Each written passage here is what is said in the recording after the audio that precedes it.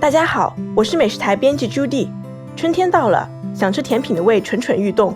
今天就教大家一款网红甜品——芋泥芝士年糕。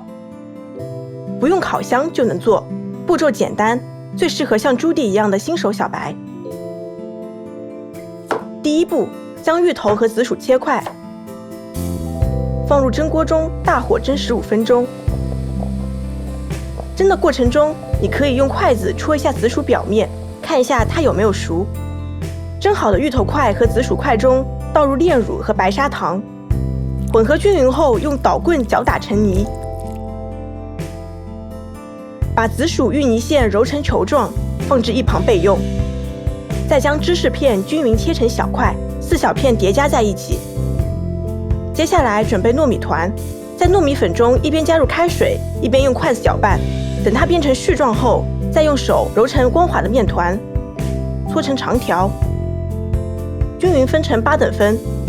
取一块糯米团压扁，先在里面包紫薯球，再包入芝士片，封口捏紧，揉搓成球，最后塑形成长方体的形状。在预热好的平底锅中刷入一层食用油，开小火将糯米糕煎至两面金黄，表面微微鼓起就可以出锅啦。